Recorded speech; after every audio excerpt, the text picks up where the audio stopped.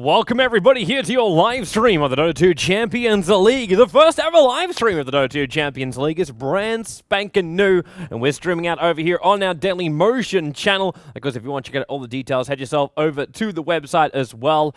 Actually, also buy the ticket too, guys. The more you buy the ticket, the more the teams will actually get as far as prize money. And of course, there is a great array of teams. We have VP, Fnatic, Flipside, Quantic, EG, Alliance, NaVi, Liquid, Dignitas, Mousesports, and Speed. And we start tonight with NaVi going up against Team Liquid. But before we start tonight, as you can see on your screen, players are joining into the lobby. I'm going to give a little bit of audio over to a special guest we have on tonight. Actually, the first time he's ever been interviewed by me live. And he is from Team Liquid, sitting in that fifth slot. It's way too sexy, man. How are you feeling tonight? I'm feeling good. You're feeling good? Feeling good. A bit excited to play NaVi, I guess. Do you I know you guys have been boot camping for a while now. I say boot camping. You've been together as five and training and scrims after scrims after scrims. How are you guys feeling as far as confidence going in? Like, are you ready to face up against NaVi?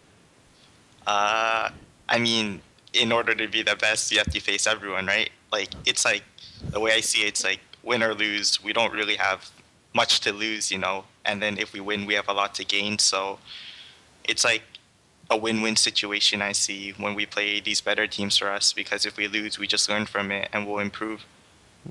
Well, it's a good way of approaching things, man. As far as this group goes, like, you're in here with also your US brethren.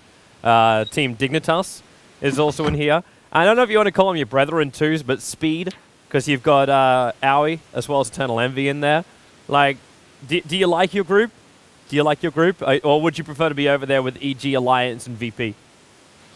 I think I would rather stay in this group. I think both groups are very similar in terms of balance-wise, but I think these teams would give us probably an easier time than the other group.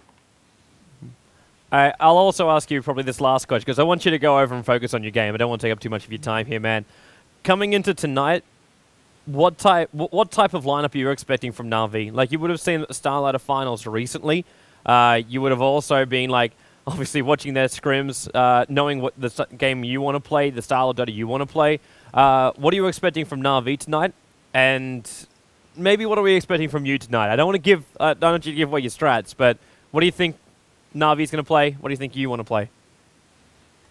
I think a hero that both teams would really want to get is probably Chen, so I could either see it pick or ban within probably like the first phase, maybe.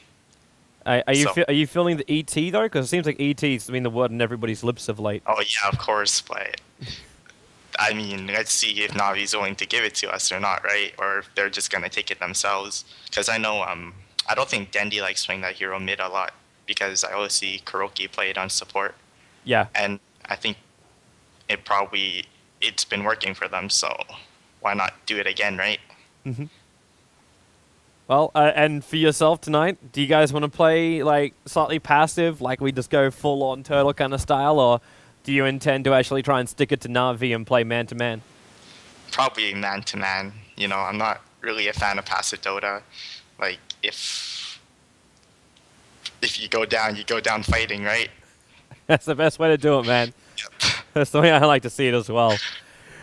All right, well, best of luck with your game, man. We're going to sit back here and now analyze you without you. 143 Euro in 39 whoa. Minuten, 576 Euro in 2 Stunden, 1.923 Euro in 3 Tagen, all of a sudden I'm getting a German ad coming through. Euro in nur einer Woche. And I have no idea where from. Oh, it's on Daily Motion.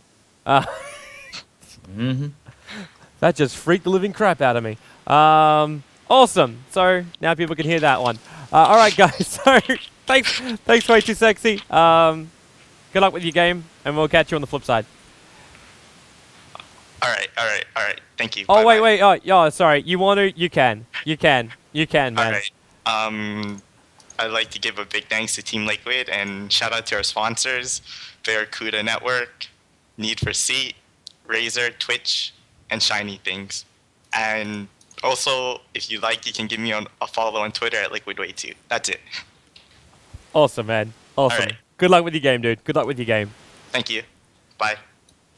All right, so we get to come back with just the two of us, and I say the two of us because he was actually managed to be silent throughout that entire interview. Of course, I probably didn't talk to him. Clairvoyance, man, welcome in. You're my co-caster for this evening. How are you feeling? Oh my, Toby. I only had small tidbits of this new patch, but I'm going through it right now. This is going to just change the metagame straight up. Don't look at the patch. We're not going to look at the patch, man. Oh gosh. Yeah, the patch can be like later on. We could talk about the patch. For now, we focus on nothing but NaVi versus Liquid. So close down that patch. Whatever window you have that has the patch open, close it because we got to focus on the current. Because this patch is not live in the game of Dota 2 yet. So it does not affect our match tonight. Sounds good. And of course, NaVi and Liquid, what titanic topics there are to speak about. Now, I really did want to ask Wei too, but I kind of felt it was out of place. But basically, at TI3, there was something very interesting. Now, anybody who's actually attended the event or paid close enough attention to how the formatting of TI3 works is that the winners, the select winners in their brackets, or the select individuals who made it past the prelims as one of the winners, they could choose one of the opponents seeding into the winners as like I guess like an easier matchup kind of thing. You know what I mean? Do you recall that situation where like top two seeds in the prelim group would be able to pick like bottom two or just decide who their opponents are? Yep, I remember that. Yeah. There was basically Puppy went up to Bulba during the event, and just after the prelims were over, right before Liquid were about to play their final matches to determine whether they were going to be a winner bracket finalist or winner bracket players or loser bracket. Puppy said if they placed in the winners, he went up to Sam and said that we're going to choose you. Because while Liquid, generally assume, when you think of Liquid, generally you assume them to be very strong, and this might be a little bit biased on my part, but I think a good majority of like North American Dota fans, or just North Americans in general, and maybe Europeans too, when you think of Liquid, I believe you think of the strongest North American team. And could you correct me if I'm wrong there, or am I kind of in line? I think I would agree with that right now, but it's definitely open to debate because I would throw EG up there as well. Because Liquid to me still haven't come to a major stage and proved themselves with this new roster.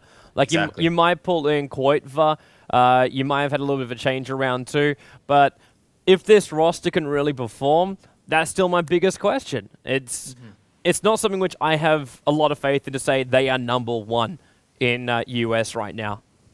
Interesting. I do think US scene as a whole, a little bit mishy-mashy. Of course, many scenes after TI3, you could expect it to be so, but I think the thing that sticks out and stands out to me the most right now is that the team, with the new addition of their players, have been able to find the synergy they were looking for pre-TI. Unfortunately, they couldn't find it in time for TI, but are not only able to do that, but they can accomplish it with the game styles that they're able to approach with the metagame. As you know, as we so playfully joked around the other day how like Bulba claims to have come up with every single strategy in North America. I do have to give him credit for like a lot of things, like the Elder Titan thing. It's definitely his, and amongst a couple other pocket strategies like what Liquid does have in mind, it is a lot of brilliance coming in, and I'm looking to be impressed in that regard. But NaVi, man, if there's a team that's going to be hard to impress against, it is NaVi, because going back to the original topic of what I was saying, Puppy basically told them that you guys are really strong, you guys are definitely smart and good, but against us, you never put out. And honestly, Toby, you have a nice website. I like to call it Join Dota. I don't know what other people call it, but it's a nice website with a black and red interface and shows a lot of good details with regards to teams, their standings, and their prior matches. I took the liberty to check Liquid versus NaVi, their previous records on the match page. Yeah. And basically, in the previous BO3s, Liquid took one game off of NaVi. So NaVi went 6-1 against Liquid in the last 7 games that they played against each other. So it's really no mystery or no real cockiness coming out of Puppy to say that. It's just pure fact that Liquid, a strong team, solid understanding of the metagame, and really good high individual skill players, so on and so forth. But against NaVi, Neurus Vincier, they always crumble. But with that said, I see the game loading now, and I do believe we'll find out whether history has changed or not. Yeah, that we will, man. We'll see if Liquid can stick it to the man, so stay tuned. We're going to have ourselves one last little intro, and we'll be back here in just a moment.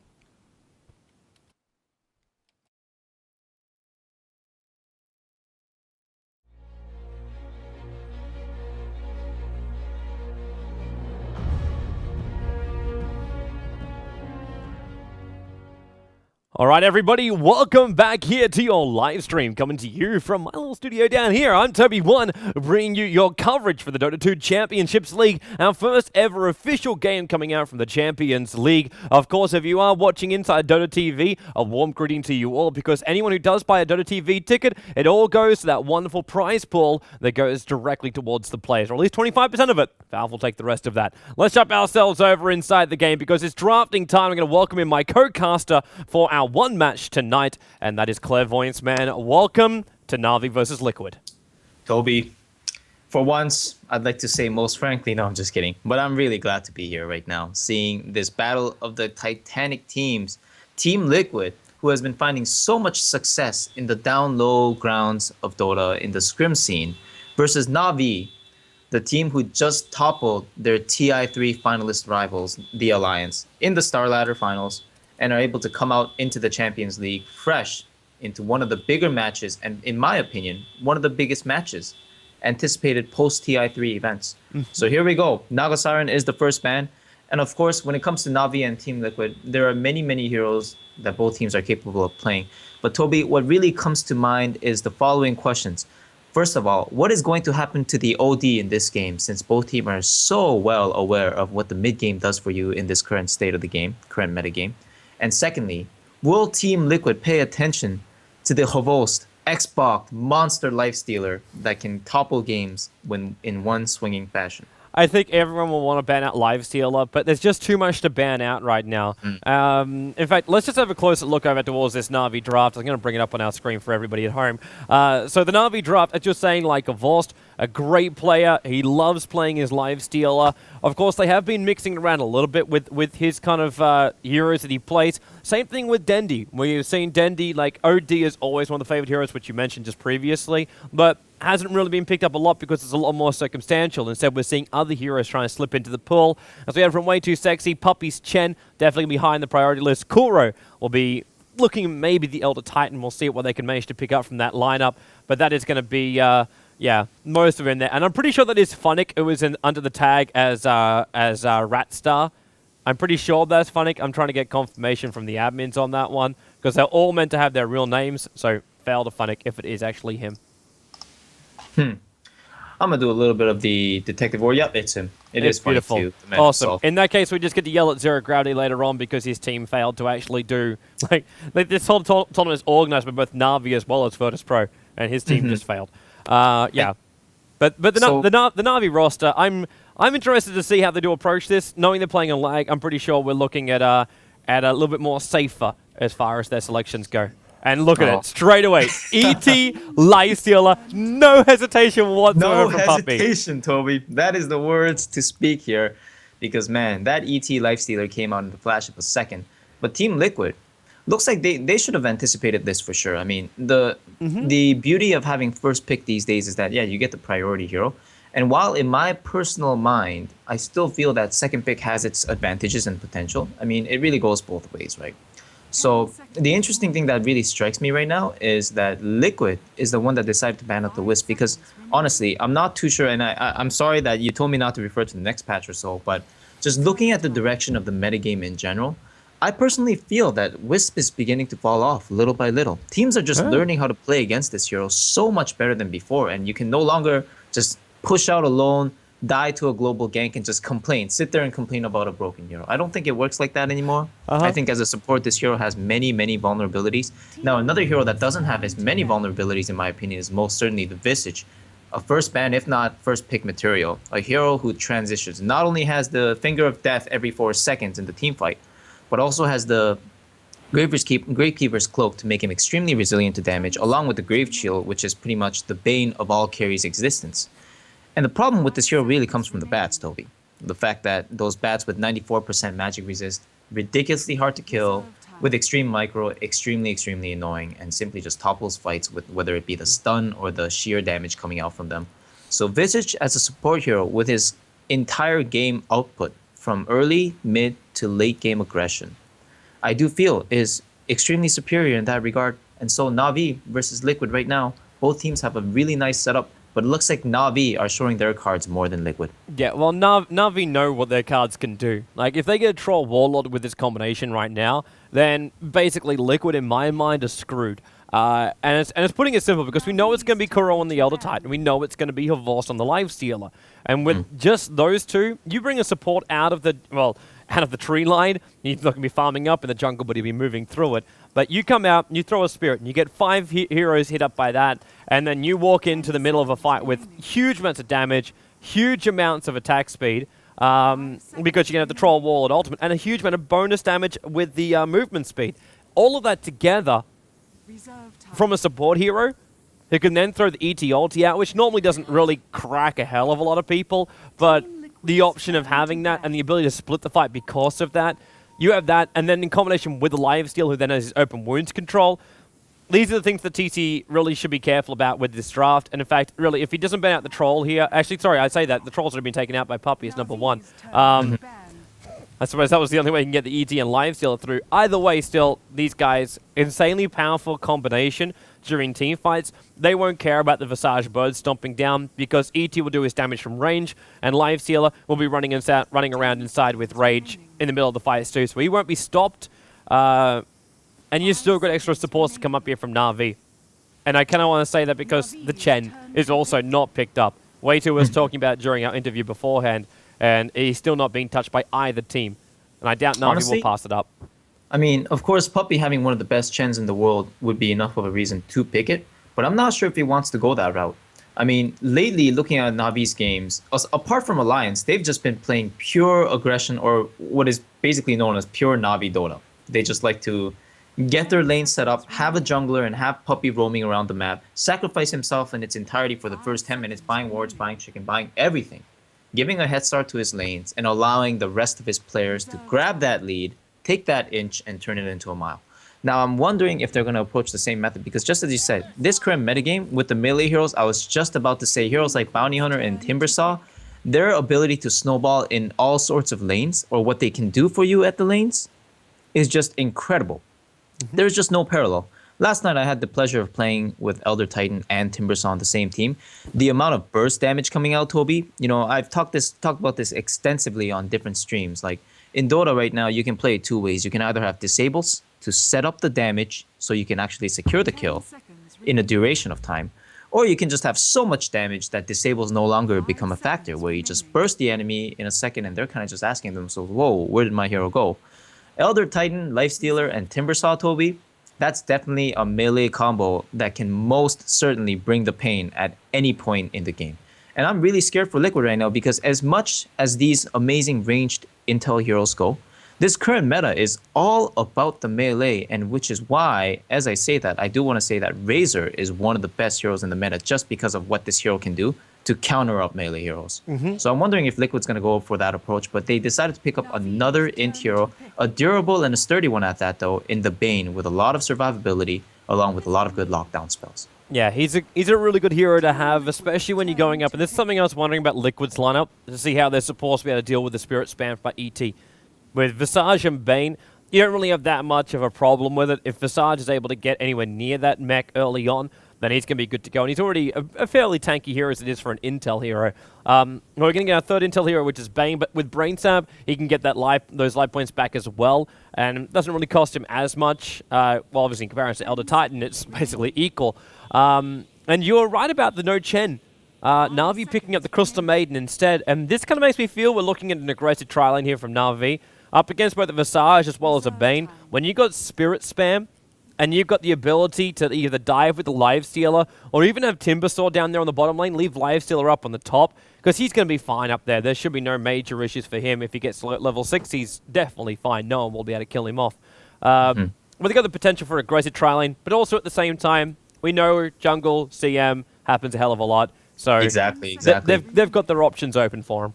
Yeah, and this is just the beauty of the development of the current metagame, that although a lot of players kind of frustrate themselves over, it's also a beauty in itself. And now Viper coming out as the melee counterpick. It's a fantastic counterpick to Lifestealer, but to be completely frank, in this game specifically, that's the only function it provides, because against an Elder Titan and Timbersaw, Viper is not exactly the best core, but a very anchor-like core indeed, one that can sit at the mid lane, and we've seen in the past what Dendi can do with this hero at the mid lane, simply just sit there and act like a second tower, saying, "You shall not pass," and dropping the hammer on the Gandalf style. But really, as you had mentioned, man, with the Crystal Maiden, the option of aggressive is there, especially with the Elder Titan. They don't lack any sorts of damage, but they have to fear going up against the Visage and Bane, and they might even consider trying to dodge that because those are really, really strong two support heroes. But at the same time, what these heroes can offer you with the fact that they can either aggressive or take advantage of the mind game and go jungling, and looks like Invoker coming out on Navi. This is a pleasant surprise. It's going to be a healthy addition. Whether they go aggressive or not at this point, I do not know what's going to favor them. Personally, I think playing safe will favor them. But really, I'm not sure, depending on the style of Invoker that's played here, this game could get very, very dirty very fast with the Exort. It really could. It really could. We'll have to keep our eyes open for it, that Frostbite into the Sunstrike. I also want to thank a very certain Frenchman who recently, I was casting him just the other night in EMS and bringing a wonderful Invoker to the field. And it really made me miss Invoker. It really made me miss. The Master of Magic, just quick switch ups. It can control so much of the fights. And we're going to get Dendi's Invoker up in this matchup. And as far as Liquid go, they're going to ramp up with the man who loves greed. So it's the Alchemist. And I'm not quite sure what your take is on this hero, but going up against a Lifestealer with an Alchemist, not 100% sure about that one. Because of course, yeah, we know about the ending of that story. Especially when you have an Elder Titan and a Timbersaw in the fray. Like, I don't know, man. That Alchemist, basically at level 6, normally you think an Alchemist doubles in HP and survivability. All I'd like to say that it becomes from a 600 HP chunk of meat to a 1000 HP chunk of meat. At the end of the day, it's feast for the Lifestealer. So, I am fearful, man. Liquid going for a standard set of picks, but one that's reliant on getting secure ganks and securing their lanes, and especially securing farm for the Alchemist, because this hero will not catch up against all of those cores. But more importantly, if Na'Vi are somehow able to win their lanes against those heroes and kind of just get the farm they're looking for in the early stages, what's going to end up happening is that come mid-game, 15 to 20 minutes into the game, Na'Vi's just going to have way too much damage that Liquid, whether you have the Bat Rider or the Visage with his survivability, or with the Bat Rider, or with the Viper itself with the corrosive skin, none of these are going to be able to endure the damage coming out of Na'Vi and survive it. So I'm really scared for Liquid's picks right now because they have a distinct playstyle and they understand what they were going for. But at the same time, I feel like they got a little bit underhanded in their own game. Well, quick pause. I want to take a reminder. If you guys look up the top right-hand corner, I actually realize that's actually covering the Na'Vi banner now. Whoops. Wasn't really expecting that one to happen. But yeah, if you definitely check out the Dota TV ticket, it's inside the game. So make sure you head yourself over there and buy up that ticket. All your ticket sales go directly towards the teams that are playing here inside the game to boost up their prize money. So give a huge thanks to everyone who buys a ticket, and also for people who have possibly the cutest bunny in the world. That is an awesome bunny, Korea. Anyway, ooh, yeah, nice. You seen that one? Mm-hmm. It's very, very nice, of course, along with a whole bunch of other stuff that's coming out. All right, let's get ourselves into the game. So we'll head down to the bottom lane. It's going to be an off-lane Funnick taking up the role as the Timbersaw. He'll be going up against a defensive lane from Team Liquid, so way too sexy as the Bane. Will fluff and stuff onto his signature Visage. And TC playing up the Viper, which gives our middle lane combination. It is a solo mid Alchemist going Healing Sound first up against Dendi's Invoker. And then on top lane, Kuro's support as the Elder Titan, Havors farming up as a Lifestealer, puts Crystal Maiden into the jungle with 2 Clarities and 2 Sentries as the, being played by Puppy, and Koitfa, the new German to the American team, the Bat Rider off lane.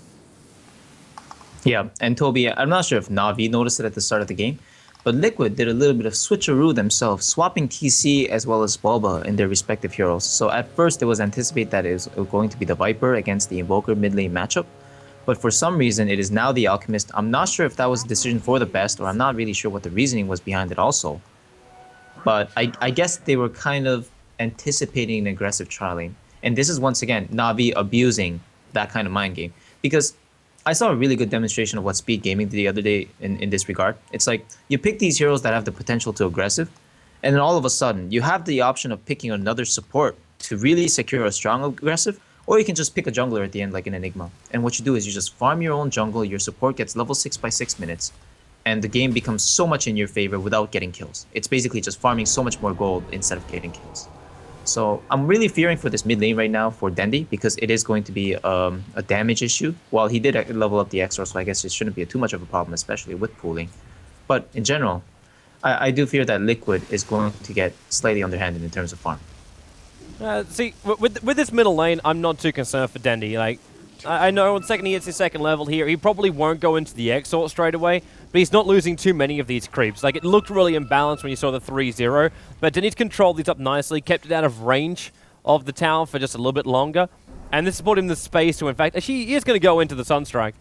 He is already going into the Sunstrike, even though there's no real potential for a kill, even if we do look at the rotation of Kuro. And now Timbersaw, that's a perfect timing to hit level 2. He's already Timber chained himself away once, and now with the Grave Chill, need a little bit more damage, and I think they're looking for the Nightmare halfway through the Timber Chain, but unable to cast it in time. That range just too short, and he's able to escape. Yeah. And there's 3 heroes moving off the lane from the farm.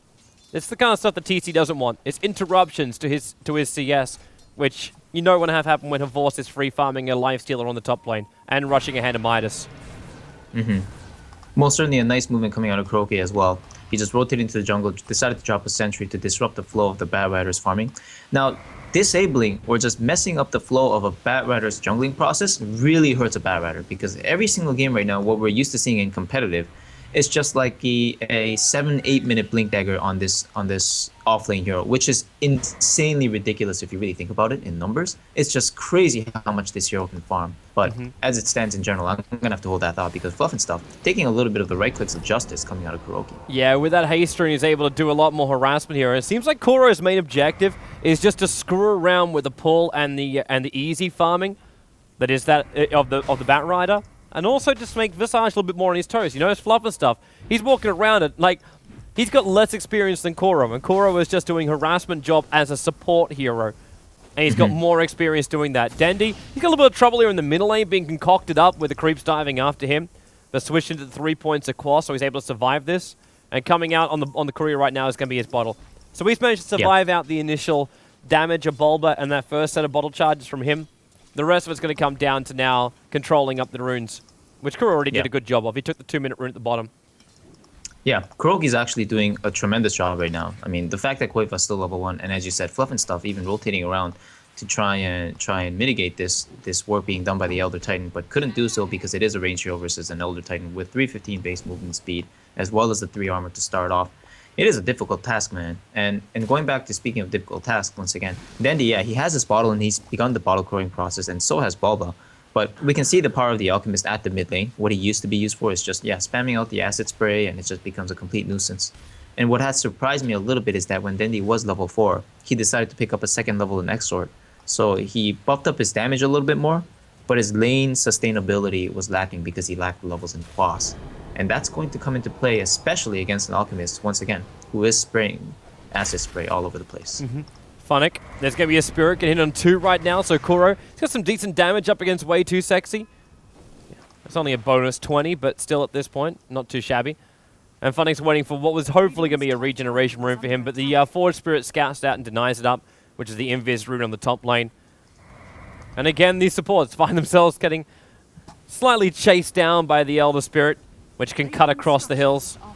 And doesn't reach anybody, just reaches the creep wave at the end of the day. Yeah, in that regard, it wasn't the most efficient, but I still think Navi is getting so much out of this. I mean, TC is farming, and mid lane's kind of a toss-up between the two players. It looks like 16 to 16 CS. It looks like a very aggressive mid lane, actually. But as a whole, we see the work being done by Navi. They're not only just mitigating all sorts of damage coming into their tower, but they're effectively shutting down 3 ranged heroes from getting a kill on a melee hero. And once again, this is just what the melee heroes of this current metagame offer. They either have ridiculously good escapes on the timber saw with the timber chain and the reactive armor, as well as the Elder Titan, who can just hit everything from 3,000 range away if he decided to choose that option.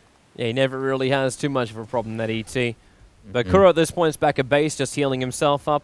Also, just wanted to point out Koitfa with his transition through the jungle. Normally, we look at the Bat Riders who go like straight jungle and just stacking and farming that way. We look at around 8 minutes to have that Blink Dagger. Right now, he's got standard boots and he's 830 gold in the kitty.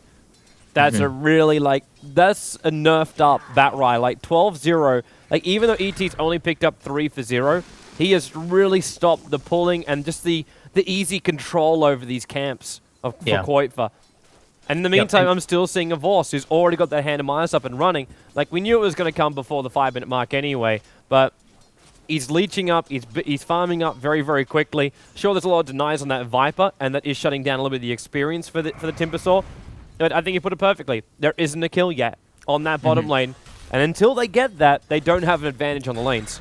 No, they most certainly don't. As a matter of fact, even with this stack coming out from the supports on that Koipa's about to farm up, this, as you said, Kuroki has already done more than enough in terms of hindering leveling progression. And of course, Fluff and stuff, level 2 along with Kuroki. But just thinking of like how this is working strategically, as Havost and Puppy are taking down the top tower first. And just before we return to that note though, look at Puppy right now.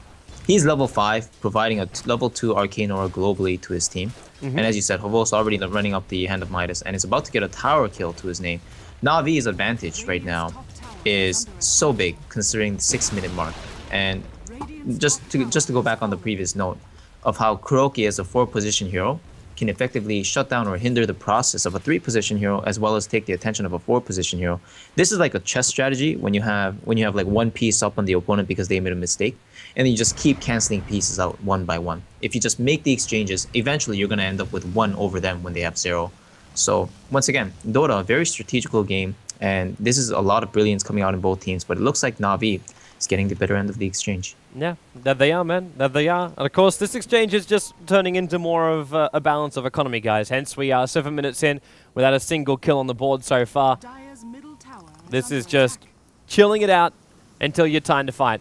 And Na'Vi's time to fight isn't just yet. Na'Vi's time to fight is more around that 18-minute mark when Havors is completely unstoppable. And even then, it'll probably happen around the Roshan pit, because Havors will head himself over there. With Denny's Forged Spirits, they'll be able to cut through most of the life points of Roshan. And with the 1 point up in Wex, they'll even be able to lend an Alacrity when they try and bring him down too. The extra buff ups. Now, normally, I do believe Na'Vi likes to get on the aggressive very, very quickly. But just looking at the progression of this game, I'm really beginning to question myself whether Havos is going to go into the era style of Lifestealer, where you go drums, SNY, and part of, I guess, Loda style as well, where you just go complete aggression after you get your core items and go kill, kill, kill. Or if he does the standard Havos armlet into AC or whatever other items the team needs, and then just plays a standard Lifestealer that can transition into the late game as a very strong, powerful force. At this point, I'm kind of leaning towards the drums Lifestealer. Of course, once again, there's so many Lifestealer counters that Liquid has, but that's kind of like all they have. You know what I mean? If they invest all their spells into countering up the Lifestealer right now, I would imagine that other heroes such as the Invoker, the Elder Titan with the extremely long reach, and the Timbersaw with a lot of damage, who's about to get that damage coming in with level 6 very, very momentarily, is going to do so much work in Havos' stead.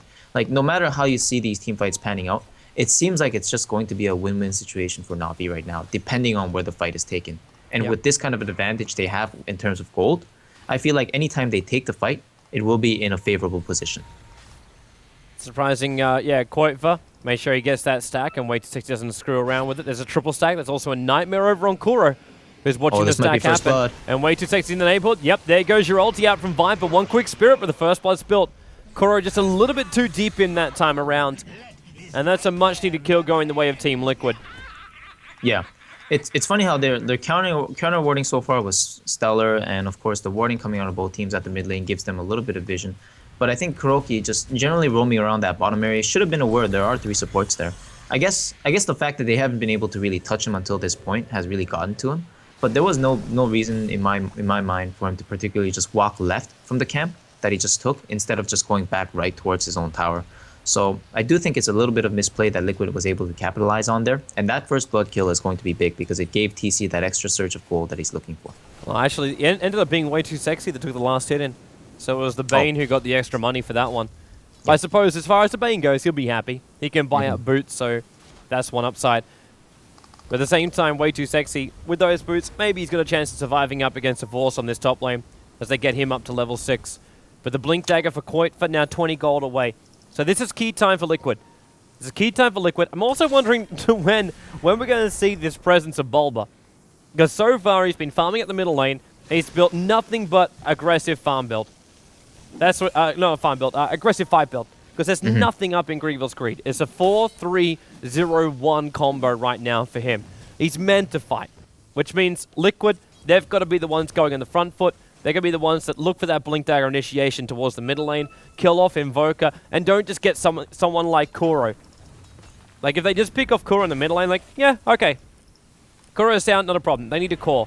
But it's so difficult when you got Observer and Sentry watching up towards the high ground of Liquid. They got perfect vision of this coming in, but then again, Dendy a little bit too far up. The concoction will fly, and Dendy gets hit up very, very hard.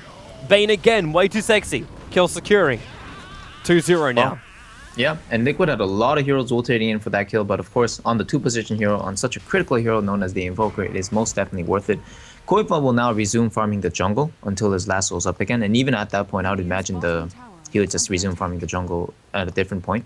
Because right now, Bad Riders being off the map is so much more scarier than a Bad Rider trying to hunt you down actively by showing himself in the lanes. Because whatever's black on the map is a source of fear, but knowing that a hero like Bad Rider who can just kidnap you from any point, it basically just puts in an extra level of fear there. So the anxiety will grow on NaVi now that the Bad Rider has Blink and NaVi are aware of it. But really, no hesitation once again coming out because Puppey doing a Lifestealer bomb that I've never seen before in the Crystal Maiden. And TC's item choices aren't going to be able to save him for this one. Or maybe they are actually because he can Shadow Amulet out. But it looks like the gank attempt has failed. I kind of feel like Puppey is bait right now. Bulba, the cold snap out in him. Denny focusing the Forge Spirits now over towards TC. But there's more support in there. Way too sexy. Brain Sap keeps him alive just long enough they're able to get a revenge kill over towards Puppey. But Avorse already takes a double kill out this one, and he's looking for more. Infest isn't available for him, so he's going to get Soul Assumption down by the Visage. Then he's still trying to fight this one up. He's got help by Kuro. The Force Spirit of itself is still alive for the moment. And he might just come out of Infest to help out Kuro. The dust will pop when they see Dendy. He's going to bail. The Ice Wall comes up. Koitfa jumps over it, but then has to walk back through it. While the Spirit's still in the middle of this fight, there's no stop, but there's still damage for Kuro. He wants to get this kill on TC, but Koitfa with the Flame Break pushing him far enough away. He could not get the last hit on the Viper. And Liquid coming out on top of the engagement around the Tier 1 tower in the bottom lane. Yeah, it's actually very interesting how the Shadow Amulet was able to give TC the extra time that he needed to stay alive and mitigate the damage coming out from NaVi for the small duration, allowing his teammates to rotate in. And of course, Liquid rotated in more heroes initially, and it looked like it was a losing battle. But for some odd reason, Havos decided to re-engage when his rage was down for another 5 seconds. And he came in with 300 HP and just died to range hero right clicks. Literally, he didn't get a single attack off before he just died. And it kind of looked silly for a moment because Kuroki was coming in from the side saying, I'm level 4 or 5, I don't have stun. I'm not sure why we're doing this. And in the end, they did certainly pay the price for it. And that allowed TC now to finish what would have been like a 14-minute Lothar Shadowblade into about a 12-13-minute Shadowblade. So TC should be happy. But I do want to say one more thing is that while Viper can be extremely aggressive or played in that manner, picking up Shadowblade against the lineup of NaVi, I feel like is kind of a way to give them a comeback approach. Because if TC just decided to buy a tanky item, say an Aghanims or something that builds into a tanky item, then he would have been able to just play anchor mode and just stand in the middle of everything. As it stands right now, if he gets caught out once, he will die with 900 HP. See, at the same time, I look at on the other side. Like, Puppey's being so over-aggressive right now. Like, Forest Spirits in a Frostbite. Now the Deafening Blast from Denny. Able to hit on Koitfa, even though at the same time, you did see that pull back with the lasso. Dendy, he needs to jump inside of Invis, but the Firefly is too much. He can't afford to actually go slower than he currently is. So Liquid get another kill. But with TC having that Shadow Blade, you never know where the gank is going to be coming out from. Like, you're talking about the apprehension that could come from a gank with a Blink Dagger for Bat Rider. You add a Shadow Blade into the mix of that as well. You got fast movement, you got quick damage as well with the first right click. And Puppey, if he's caught out by himself, he's basically toast if TC finds it. So it really enables Liquid to go a lot more aggressive, ganking-wise, and now also pushing-wise. And Puppey comes in with an Invis Rune and wants to go on TC. Frostbite then drops into the freezing field and flubs himself and TC. A lot of damage from this. Havors with the Infest damage too. Really able to set it up. TC will get that kill on the Crystal Maiden. But if Havors gets a double kill from this one, it kind of makes it worthwhile. As you see him get the first one, in comes the Sunstrike. The open wounds in fact kept TC away from the Sunstrike. I think it was running a little bit too far east of that too. So it wasn't going to fully connect. those kind of things, like, I think we've seen time and time again, and I might have even called it on the stream, like, TC showing himself in that last moment, out of breaking his Shadow Blade to secure that extra kill on a support hero and losing his life for it, that is just not worth it right now. So I think if the score was 9-3 and TC and CM were both able to escape that scenario, it would have been so much in favor of Liquid. But because he decided to show himself and try to secure that last kill on Puppey, all of a sudden now Havos gets a 500 gold to end TC's killing spree streak and mega kill, pardon me. And now they're going to be satisfied because Havos has finished his armlet on top of his drums at 15 minutes. And that Roche on that dire side looking ever so good right now, especially with Invoker to aid Havos in his conquest. Yeah. So you can look over towards Roshan as well. And man, you're right. Like, they can just jump themselves in there. The thing for Liquid, though, is they still have the ability to jump in tight. You've got the Shadow Blade that's going to be working hard. You're going to be having that Bat Rider, which is also going to be looking over the hill with a Firefly. And it's also NaVi's got Anthony, which can really scout him out. You put a couple of Forge Spirits outside. You want to put Puppey outside. That's just a quick kill to take away the only real set stun that NaVi has, which is that Crystal Maiden. And now you get a quick mech up for Bulba. This is like classic mill. I'm trying to remember the hero that always used to do this in the middle lane, where you go the early mech while farming up. That's played almost every time. Like, it was about 9 months ago in the meta. 9 months ago. 9 months ago, maybe Magnus. No, it wasn't Magnus. It was something else. It'll come to my mind a little bit later on. Beastmaster. That's it. Beastmaster. Thank you. Yeah, that hero used to do mech. Of course, the mana boots into mech provides him to be a very useful utility hero with that stun as well as the Hawk to scout. Now, I do want to say that there is a misconception, I think, among the Dota community that Alchemist at the mid lane as 2 position going utility items. People think he can transition into somewhat of a damage dealer, but this hero really, really needs items to transition into a real strong core hero that can dish out DPS. Because you look at a hero like Prophet and Alchemist, they don't really have innate abilities. And sure, of course, the Alchemist has the Chemical Rage that increases base attack time, the BAT. But there is no need for base attack time or attack speed if you can't stay in the middle of a fight and survive and do damage, or pose enough of a threat to do damage. And frankly speaking, Alchemist, after his spells, he's basically a 2-spell wonder in this scenario, whereas the Invoker, his counterpart at the mid lane, Dendi is built into a Midas and is going on farming Invoker. And right now, I really do feel that the era of the Wex Quas Invoker has died out a long time ago, especially since the damage nerf. Right now, Exort Invoker is really the only approach that you can make successfully. Well, we had a tier 1 tower go down the bottom lane, and Timbersaw continues to farm up, getting closer and closer towards having that full Bloodstone charge up for him. And then NaVi may consider to start fighting as well. While Lifestealer, he's going to go into what? Well, okay, we get an Ultimate Orb up on a Vost. It's a Manta style. It's to dodge the projectile of the Viper stun, as well as when Bat Rider blinks in and you Manta really quickly. Bat Rider's lasso click gets disrupted, and what ends up happening is that the Bat Rider just sits there for a second doing nothing. You wouldn't think it's worth it to get more of a Lincoln Sphere and actually have the Mana Style instead? It kind of goes both ways, because Mana Style, if you think about it, is like in the function that it provides with regards to just base stats, it's a poor man's SNY, right? And SNY drums, we know the power of a Lifestealer with that kind of speed. So I think Havos trying to maximize efficiency, Eternal Envy Sama style here, and trying to get the best bang for his buck. I do agree with the Manta, and I've seen a Lincoln's Lifestealer before. Toby, that does not work, unfortunately. It's a good item, but it just never works on that hero, and I've had some bad experiences with that. Wow, the Invoker, really good at sniping down bats. Did you see the damage that the Forge Spirits do to those bats? Yep. We might have just found a Visage counter right now. It seemed very, very simple. They walked in, it was just 1 hit from Denny and 2 hits from the Forge Spirits, and they were good to go. Yeah. But they also had the vision of it coming in, because they had the Observer and Sentry board already up and running. So NaVi was prepared for that movement of the bats over. And if they were fighting from the high ground, then maybe they would have sort of better chance. But NaVi now have Nagus the Immortal up their sleeves. There was no real pressure on them for it. In fact, Liquid just looked for the trade. They took a tier 1 tower in the top lane in the trade-off for Roshan. And NaVi, they want to kill. We got a 5-man smoke moving through their own jungle up towards the top. Oh, and Liquid really should be anticipating this. Yeah, they should definitely be anticipating this. Deafening Blast pushes him back. He'll get nothing off, and now the Familiars finally respond, but they only get the stun over on the Timbersaw. And a little bit further in, well, they just wait for the familiars to come up. And the Forest Spirits, where's your control? There goes one, there goes two. No more familiars for 2 minutes. Or thereabouts. That basically nullifies the Visage presence on the map because we saw how they died in the Roach Pit. Fluff immediately resummoned, and now that his hero is dead along with the familiars, that really reminds me of like a bear timing when the bear dies and then the hero dies. 110 seconds without those bats really, really just completely crumbles the presence of a Visage on the map. So this is going to be scary, man. Liquid's going to try to push bottom here with TC as well as a couple heroes rotating in. And it looks like Dendi is not prepared because Koipa on the hunt.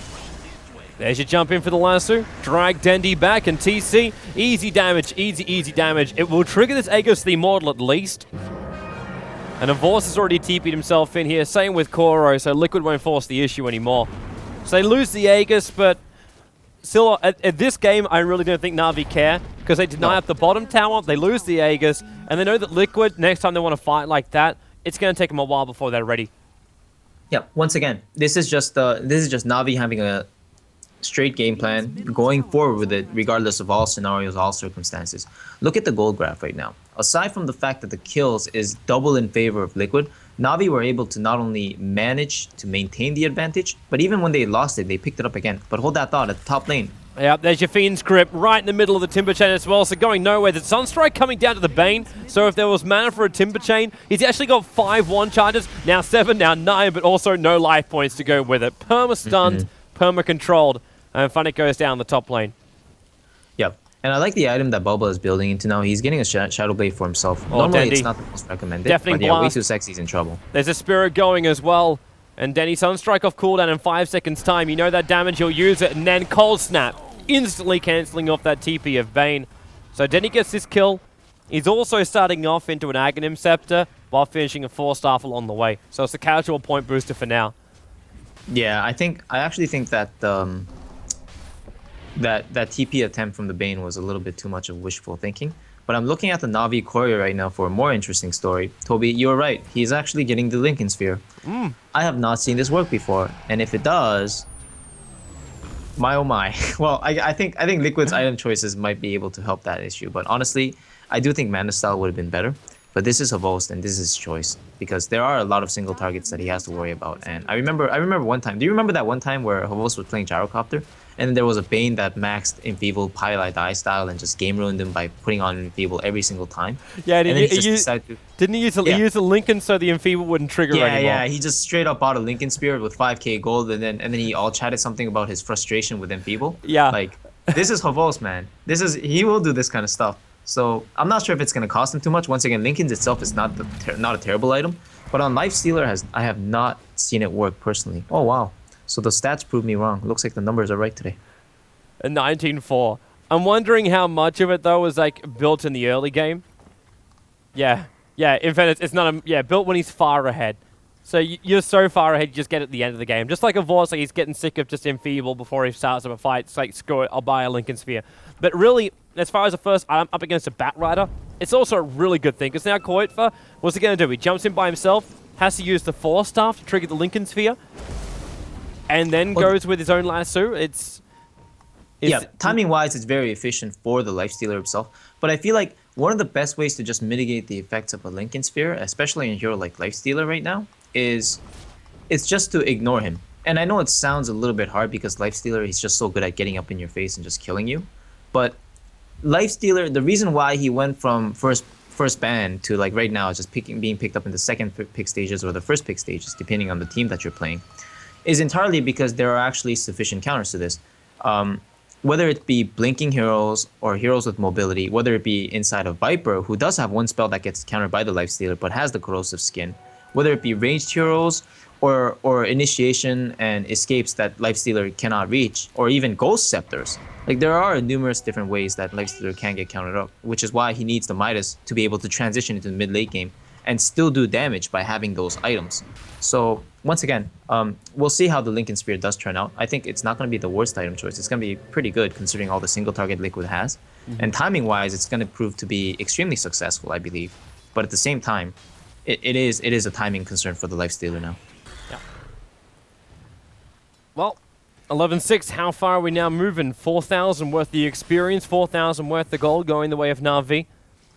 I'm really starting to wonder the question, like, when does Liquid make something more of what they've got? Like, they're taking out all the Tier 1 towers. There's Tier 2 towers also still up and running here. They're not going to wait for the next Roshan because it's Na'Vi with the advantage when it comes to that. But is there a plan just to get Bulba fatter than all? Get that AC up on him, give him some space to farm? Because I'm not really feeling that right now. Yeah, that's kind of the vibe I'm getting as well. You see how this Shadowblade BKB Blink, build... Lasso, they got Funnick on the bottom lane. They're dragging back in here again, and now one follow-up stun, and they got him in the middle of the Timber Chain too. So again, these one-off pickoffs keep happening in favor of Team Liquid. This was keeping them 12-6 right now. They just keep finding one or two heroes from Na'Vi out of position. Yeah, Bad Rider is so efficient at finding these kills, of course. And now this allows them to transition into bottom tower push, but it looks like they want to defend on the side of Na'Vi. Dandy. There goes your Deafening Blast. Avos comes out. Didn't pop into Rage, so he got stunned up by the Familiar. But they used that Infest to move him. Yeah, I actually think it was good that he didn't get the Rage off, because it might have baited him to diving. And what might have happened is they would have just turned on them because it was 2 heroes versus 4 for a good moment. So I'm glad that Na'Vi were able to secure the tower defense. I think it was the biggest objective with all those TPs. And now it looks like they want to transition into a full throttle push themselves. And Toby, I think they will get it, man. Liquid, they have to be on the retreat now. Koipa's farming up the jungle. He doesn't have nearly enough mana to sustain any of his spells. And of course, Fluff and Stuff being chased down by the Lifestealer on Havost himself. Yep. Havost just chilling. He's waiting. Man moaning it. He's waiting. 2 hits. 1. You got that claw managed to reach through the tree line. I don't think Funnick got the memo that the Familiar went down. A little bit of delay there for Funnick. A little bit of lag. Wait, too. He's trying to make it go the way of the dodo. Couldn't get the courier. But that was the bash that flew in for Avost. So now I got extra control to come out from him. Dendy is almost finished up his Aghanim Scepter. He's 440 gold away from having that one done as well. And they're pushing at the bottom tower. Avost just tanks it all up, misses 2,500 life points, and then turns it off. This mech still not done up by Koro, but he's 200 gold away from that one. The only downside right now for Na'Vi's lineup, out of everything they've got, is the fact that Funnick's only got 5 Bloodstone charges. Yeah, that's always a really unfortunate scenario. I was actually looking out for when Kuro sends out the Elder Titan illusion, and it looks like that'll be now. It's just so spammable. The fact that you can throw out an illusion and just do 250 plus damage to the entire enemy team.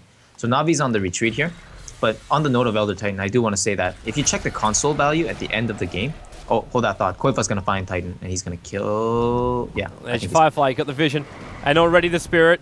I think Kuro was thinking about going into a Stomp just then, looking for the extra movement speed once this is over, because there's more support coming in. Timbersaw, he might chain himself up. Now Kuro's got that bonus movement speed, but he can't even move. Deafening Blast bounces back TC as well as Fluff and Stuff. In fact, bounce TC into that Chakram. And now Open Wounds has to trigger up the BKB. Havost gets TC's ultimate. Now Fiend's Crypt up as well. Bulba, frostbitten up so he cannot find, but he's able to break free from this one. Bane, Nightmare, Havost wants a little bit of time before he can finally kill him off. He's there also with Funnick, able to get that kill. We've got a stun coming out from Bulba. Timber Chain through into the Chakram, picks up the Visage. Havost still insanely low on light, but he keeps armor toggling this one out. Needs to leech a little bit more light from TC, and he doesn't have it. Koifa came in to give a little bit more of a help, but Funnick now with a triple kill. A quick blink away at the very, very last moment. The stun straight from Dandy! Oh, Dandy! Invis scouting. There was, however, a sentry ward that was watching him from the Dire side, so he saw where it was going. But Koifa's back, and Denny nails him. Well, I mean, vision or not, that was just a really clutch Sunstrike coming out at the end there. And I'm surprised that, considering the initiation Liquid had, taking out one of the most important heroes in the team fight, the Elder Titan, instantly, I'm surprised that the results of the entire fight favored Na'Vi slightly, because they were able to secure the kill on TC at the end. And of course, Havost did fall, but there were a lot of heroes and a lot of time invested by Liquid. And once again, the more this game goes on, I feel like Na'Vi does get the better hand, because they have 4 heroes that can transition. And although Liquid has similar numbers... Kuro's already been initiated on that. 4-star's going to save him. The ET ulti split as well. The ulti from CM would have held him there the entire time to get the kill. Very close call. So both heroes kind of just escaping. But at the same time, once again, Na'Vi, I feel like the game favors them as the game progresses, just because of certain item choices coming out of Liquid. Like, once again, the Alchemist starting with the mech, it's not helping him transition too far. Sure, it gives him the burst 250 heal, but in terms of damaging and doing late game work, it doesn't do too much. And TC with the Shadowblade, We just see, like, in these fights, if you break them down or if you take them slowly, you see the effects of these item choices and what these items give you. Like, honestly, that Lincoln by Havos last fight, Toby, I'm not sure if it did anything because it got broken instantly by Bane and he just got lassoed and then gripped up. Or, pardon me, not lassoed, but he got Viper Strike and then he got gripped up. But at the same time, they focused down the Lifestealer and it gave all the space in the wall for Funny to do his damage. He's walking around with 9 Bloodstone charges. I'm still feeling like this is very much smoke and mirrors because Liquid will now go, oh crap, we got to deal with Funnick because he's doing so much damage, and then Lifestealer gets space. And then Denny's still sitting on the side going, well, you're worrying about these 2 melee heroes while I'm walking around casting every single magic known to man. You got more space to maneuver around. Exactly. And that I think is the primary goal of these guys right now, where you accept that you use a Lincoln Sphere, that's one more control that goes down the drain. Yeah, and of course it is once again a lot of single target control. Oh, quite far. Oh, that thought, quite far. Real trouble. Force after way. He pops in out his only fresh BKB. It's a 10-second BKB while Force jumps up to TC. That Sentry Wood, he's just actually almost out of range of it.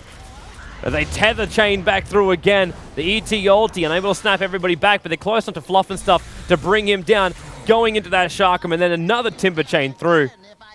Just rolling from hero kill to hero kill. And in fact, there was no Sentry Ward there as the gem that's currently up and running.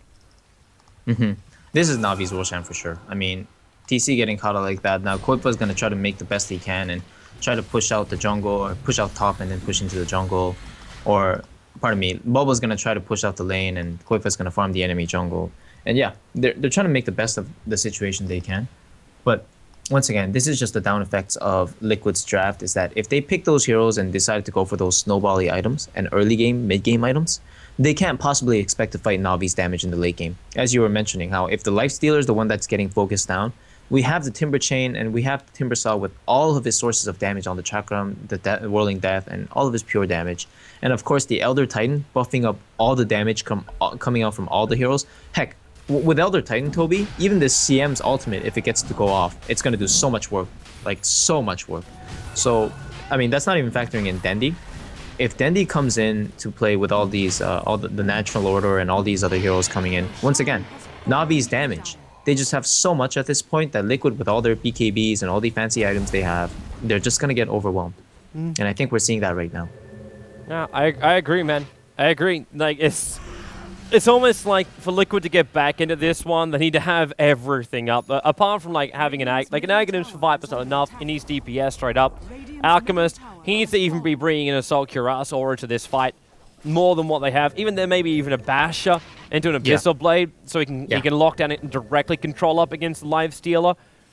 But that's a long way off, and they don't control any area of their own jungle because they've lost all their tier 1 towns. They still hold all their tier 2s, but with the pressure that Navi has right now, Liquid's still need at least 5 minutes of free farming in order to be able to contest him. And Navi even now has that full mech up on Kuro, so they got a lot more life points. The Aghanim Scepter up on Dendi. Poppy's walking around with Strength Treads and a Bracer and 10 Wand charges. Funnick's got now 11 Bloodstone charges and a Hooded Defiance, so we could even be seeing a pipe coming up from him. There's just everything that is there for Navi and Liquid. They need to make space. And speaking of something being there, a full Abyssal Blade now finished up on the Lifestealer. 33 minutes in. Unfortunately for Liquid, Navi is not planning to give them any space. I saw a couple of heroes trying to rotate top. They realized that the lane is going to start pushing out again, and they're just stealing the Ancient Stack. And I would imagine Navi trying to get aggressive once again, looking for another tier 2 tower or even just base at this point, because they realize that they are far ahead. And although base would be a risky move, I do believe that they want to force another fight with the Aegis. So, yeah, it looks like no hesitation coming out from Navi. They say, let's rotate mid. Lanes are pushing out slowly, and of course, bottom lane is going to be a nuisance because Visage Bats are there. And yeah, as I say that, Funnick's actually rotating to the bottom. So Navi not willing to commit yet, but looking to get on the aggressive, just controlling up the enemy jungle and the enemy parts of the map while they're pushing out their lanes. And I'm sure they're going to go for another rinse, lather, repeat process at the bottom tower. It's easy enough that they can actually push in through the middle because Funnick's got BTs. So he's all good, man. If you got things like this being done by the birds, then you just commit up your Timbersaw. Just to go down that bottom lane. Because his pushing power is so quick, he'll get that very, very fast momentum. And like Liquid, they're forced to have way too sexy, give momentum towards this top lane. That's the level right now they are at. Like this is a horrible position for a Bane to be in. And he doesn't want to waste his TP scroll either. Invis rune to be denied by familiars. I do want to point out something else that's interesting right now. If you look at Puppey, he's level 13, but he's had the same skill build ever since he was level 7. I find that very interesting. Not leveling up Frostbite in this situation, which could be another extra 1.5 second stun. But I guess he values the HP points in this game a lot more because once again, there is a lot of single target, which means that he will need more focus on him.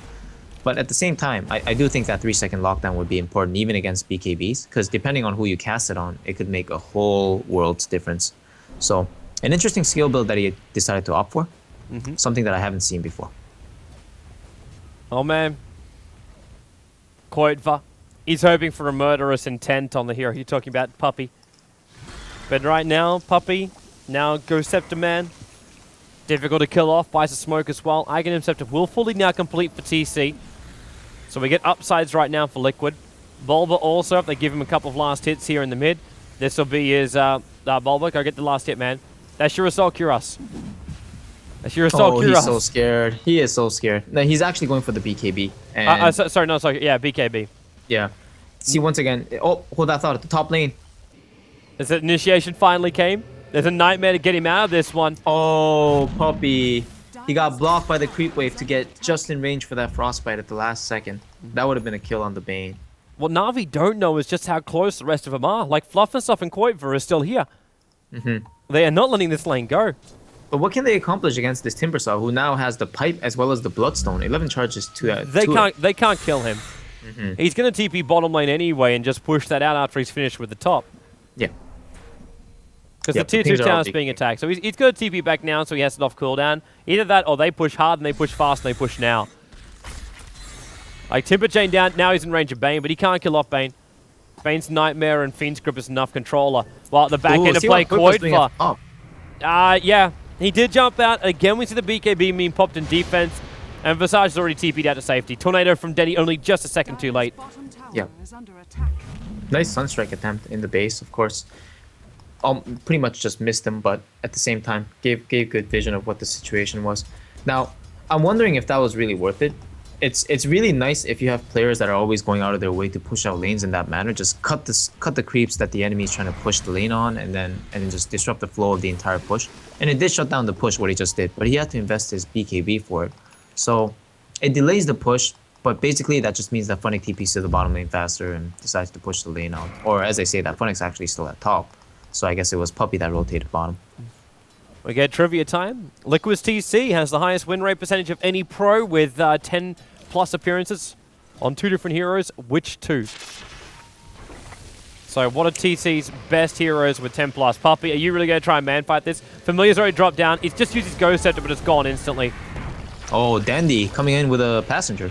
That's true. He brings in a Vorst and focusing on TC, but he goes Invis, not keeping up with him.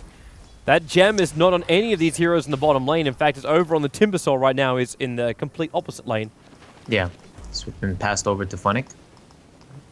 And now Havo's still on the hunt. Very, very aggressive guy, this guy, man. Just looking for kills. Rages up to steal creeps, and he wants to fight. But Koipa, not taking any of that, saying, nope, I do think you are stronger, and I don't want to fight you right now.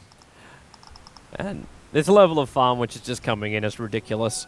Like, we have a net worth of a Vorse at 22,232. And rising. The nearest to him on the Radiant side is 14,200. Vorse is just so much more farm than everybody else. He's used every single drum charge, and he may just decide to go like, well, up against this lineup, considering the little damage that Liquid is currently dealing to him, we could even just see him go straight into a heart. At this point, Denny, Blink Dagger, actually managed to get the Tornado up, and Bulba's going to BKB TP out. This one, way too sexy, won't be as lucky. Cold Snap first, Frostbite to follow up. And that'll be the Bane gone. But again, another BKB charge from Liquid having to be used in defense, and that was Bulba's 10-second one too. Yeah, and honestly, this is just, once again, the downside of Liquid picking those 3 end heroes at the start. You have to rely on these pickoffs, and in the early game, or in the mid-game stages, they certainly did find them. But now the tables have turned where Na'Vi have so much damage and so much more farm that they can't do these things with the end heroes anymore. So Na'Vi, every time they see an attempt coming in, they just turn around and fight, and they kill them with the sheer amount of damage output. And this is the top tower going down now. Of course, at the bottom, Liquid doing the same business they have been able to maintain for the last 5 minutes, trying to split push and stuff. But Viper and Alchemist, not exactly the best cores for these scenarios because their mobility is seriously lacking right now. See how fast TC runs from this one. Tornado, it connects from Dendy. It connects from him. Havorst will jump out. TC will pop the BKB off, and the Flame Ray tries to give him the space, but Havorst uses the Abyssal Blade already over on TC, which means now another 4-star being used by Denny, just trying to get Havorst in close enough to get the kill. And now also Timbersaw. Chakram, now he's in range of Fluff and Stuff TPing out. The familiar stuns actually bought him enough space to get the TP done, but at the same time, the Sunstrike from Invoker. Again, Denny went for the base snipe out with the Invoker. And he got the Visage on the way back out again. Man, this is the reason why I love watching his Invoker. That was really good. I was actually looking at his mana pool and then thinking, why didn't he just blink and channel Cold Snap and stop the TP? Then I said it's Dendy. He's got to go out in style. And that gets a lot of style points, what he just did, man. Aiming into the fountain, I mean, that's something that you have to be experienced because everybody may double tap their TPs, but not everybody knows where they end up all the time. So, really nicely done. But in the meanwhile, at the top lane... Fiend Scrape to kill off Funnick. He's tanking this entire thing. Flame Break, he's got to jump up, and he's up.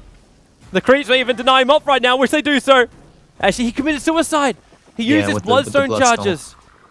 I actually think those setters had him just then, but he wasn't taking any chances.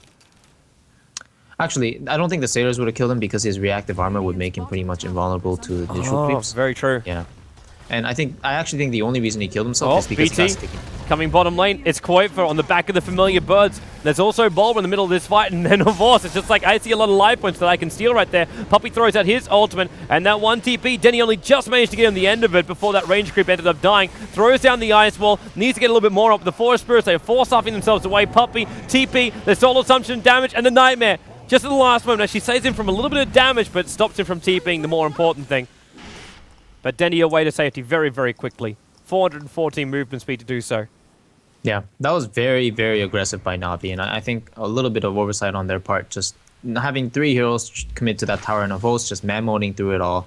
Denny was sitting at the back trying to use safety spells with the Ice Wall and the Deafening Blast and all the other things he could drop, but unfortunately, to no avail, was able to save his teammates.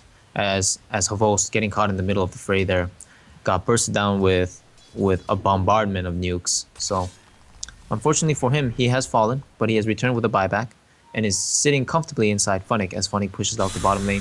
I don't think, however, that Liquid's going to bite the bait. No. In fact, I think all Navi were waiting for was to see if Bulb got really greedy and stuck around that bottom lane a little bit longer. Because if he did, then it would have been a straight jump in. But then it would have been his instant death. Like a Shiva's pop off into an Abyssal Blade, into your damage from Shark, from Timber Chain slowdown. The Alchemist can't escape from that. The only thing he would have a chance of doing is hiding inside of Invis, which still is the weakest point right now for Navi. Like that gem, it's over on Denny right now, but it seems every single time they go ganking on both Viper as well as Alchemist, that gem is on the opposite side of the map. Yeah, it's really unfortunate. I would say this game, it might be worthwhile to invest into 2 gems, even just because of the Shadow Blades coming out. It's just that they got space for that. Like they're getting so much farm right now. Yeah, they need the space for it too. Exactly. It's always tough when you only have 6 inventory slots and you're playing a core hero that's gotten a Midas at the start of the game. But yeah, we can't all be Lone Druid. Yeah, unfortunately not. But Liquid just doing what they do best, continuously trying to split push and push in all the waves. Unfortunately, it came at the cost of an Aegis, and now Havorst is going in, rushing down the mid lane with it, has upgraded all of his previous items to tier 3 items, so it's the AC now instead of the drums and the Midas. And we know the Abyssal Blade has shown its presence for quite some time. Havorst just man-moding through without even creeps, just starts hitting the building. And he can do that too. Yeah. Like he was running through backdoor regen, a solo hero dishing out that damage with a -5 armor on that tower. Now he's going to be dragged back and last suit up. He threw this Aegis Immortal, but this now means that that the last 2 is down. Bob will pop the BKB. 4-star from Denny gets himself out of range. They want this on over on Havorst, but Lincoln's Fear as well as Rage, saving him from all of these different abilities. As they flame break and push him back around again. Meteorite dropping down by Denny. Deafening Blast, 2 Fluffer Stuff, burning the middle of all of this. And then add a Spirit from the ET on top of that. There's a couple of familiars on the deck. I'm hearing Invoker Sunstrikes, and I think that might have been... Nice attempt. It was searching for Fluff. Yep, very close. If it hit, I think it would have secured the kill. His Gravekeepers were down, but hold that thought. The fight is still going on. Yep. Almost has gotten the cheese passed to him. It's almost like they're just using his jump and his bait. Denny very, very deep in, going on the bait before the Fiend Script can even come off. And with the stomp down, Kuiper silenced up. The Timbersaur do enough damage to kill him off, while Lavorce jumping in and out of the Infest. Needs a little bit more life. Now he pops the cheese. Continues to fight. Abyssal Blade over on Bulba, while he's got the Sharkram over on both Kuiper and TC. The body blocking by Funnick, holding Liquid in position, so they just cannot fight. There's Buybears coming. There's an Invoker Sunstrike. In fact, it wasn't really ready to have Bulba go to sleep right then. But Bulba and TC, both two of the big cores of Liquid, running back inside the base.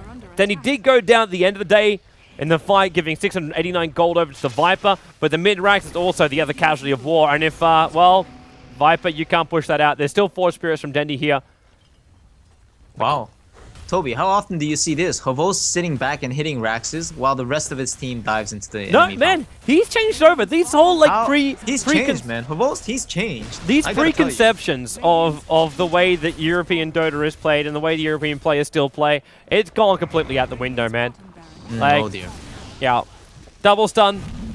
Timber Chain, waiting for it to come. Now and then BKB from TC.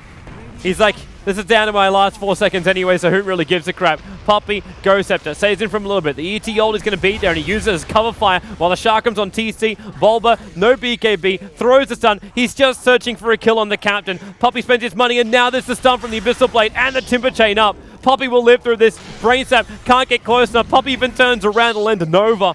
But this is GG for game number 1. Na'Vi will take it out. It was slow and steady wins the race. Yep.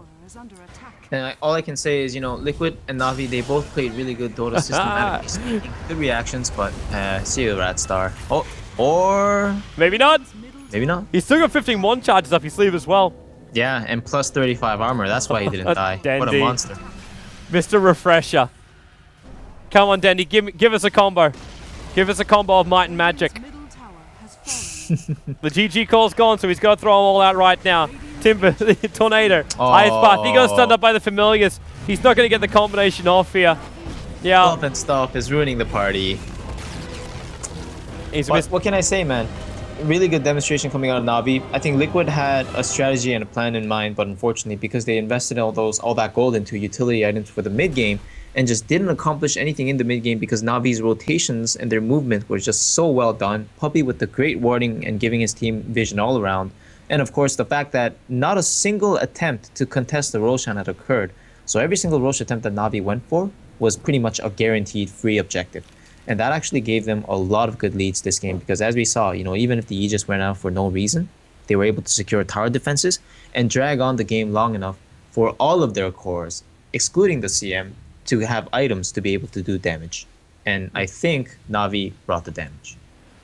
All right, we got ourselves a short break, people, so stay here on the live stream. Make sure you let everybody know the live streams are all out there. We are streaming out on the wonderful world of Daily Motion. And it seems like some people are having a great time. Some people, hopefully, you're soldiering on with F5 buttons. But make sure you check out all the details of the Dota 2 Champions League. If you want to know the schedule for it all, the interviews or the results, the way the whole thing is run, the live streams are all available over on d2cl.org. There's also a competition. If you check out the news articles for that one, big thanks out to Dota 2 Lounge. They're giving away a crap ton of items. Like a crap ton. So if you want to know how to do that, you got to follow the social medias. There's 500 common and 100 rare items being given away right now by the Dota 2 Lounge. But you got to follow on Twitter, Facebook, VK, YouTube, all the Steam community, anything that the D2CL are doing. So yeah, go ahead, go do that, and we'll see you back here after the short break.